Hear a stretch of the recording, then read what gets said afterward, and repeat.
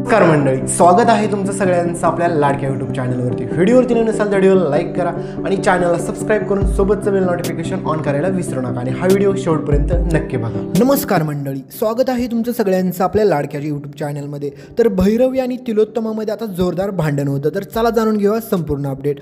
तर मित्रांनो, तुमच्या सगळ्यांना माहितीच असतं की भैरवीला अजिबात देखील आवडलेलं नसतं की तिच्या मुलगीचं ताराचं आणि सोहमचं लग्न झालेलं, हे तुमच्या सगळ्यांना चांगलंच माहीत असेल। पण त्याच्यानंतर सगळ्यात मोठा ट्विस्ट असा येतो की ज्यावेळेस मात्र तिलोत्तमाला कळतं की भैरवीची मुलगी तारा जी आहे तिला म्युझिक गाताच येत नाही, तिला गाणंच येत नाही, त्यावेळेस मात्र सगळ्यांच्या पायाखालची जमीनच सरकते। कारण की फक्त या ताराचं सत्य उघडकीस नसतं आलेलं, तर चक्क आता भैरवीचं देखील सत्य उघडकीस आलेलं असतं। कारण की ती एवढी मोठी त्या गाण्याची जीवावरती झालेली असती, ती सगळी गाणी आत्तापर्यंत त्यांनी गायलेलीच नसते। त्याच्यामुळे सगळ्यात जास्त राग तर मात्र आता तिलोत्तमाला येतो। त्यावेळेस मात्र तिलोत्तमा मात्र ताराला तर तिची लायकी चांगलीच दाखवते। कारण की ताराला म्हणते की आत्तापर्यंत तुम्ही किती फ्रॉड केलाय आणि किती खोटारडे आहेत तुम्ही, आई आणि मुलगी, हे आता चांगलं सगळ्यांना कळलेलं असतं। आणि त्यावेळेस मात्र सगळ्यांसमोर हे देखील सत्य उघडकीस येतं की आत्तापर्यंत जेवढी काही गाणी रिलीज झालेली असतात, जेवढी काही आत्तापर्यंत शो झालेले असतात, या सगळ्याच्या पाठीमागं फक्त आणि फक्त सावलीचा हात आहे। कारण की सावलीच्या आवाजामुळे हे सगळं काही शक्य झालेलं असतं।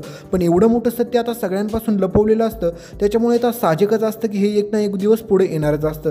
त्यासाठी मात्र या ताराने आतापर्यंत खूप प्रयत्न केलेले असतात की हे सत्य कोणासमोर देखील आलं नाही पाहिजे, पण आता एक ना एक दिवस ते सगळ्यांसमोर येणारच असतं। तर सावलीला देखील सांगितलेलं असतं यांनी धमकी देऊन की जर तू कोणाला सांगितलं की ही सगळी गाणी तू गातेस तर खूप मोठा प्रॉब्लेम होईल, तुझ्या फॅमिलीपर्यंत सगळं काही पोहोचेल, तुझ्या फॅमिलीला आम्ही त्रास देऊ, असं सगळं काही सांगितलेलं असतं या भैरवीने।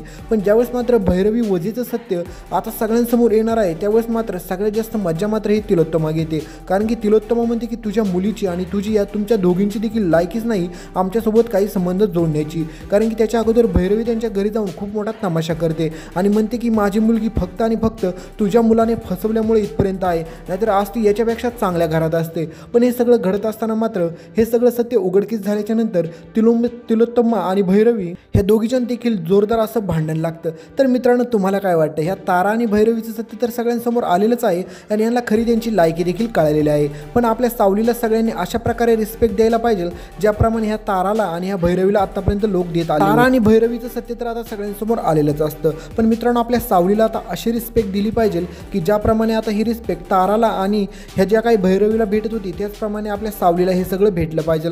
आणि सावली आता खूप पॉप्युलर देखील झाली पाहिजे आणि तिने स्वतःच्या जीवावरती आता खूप मोठी ती गायक देखील झाली पाहिजे। तर तुम्हाला काय वाटतं याबाबत? कमेंट करायला विसरू नका। ही अपडेट तुम्हाला काही दिवसानंतर पाहायला भेटेल। धन्यवाद।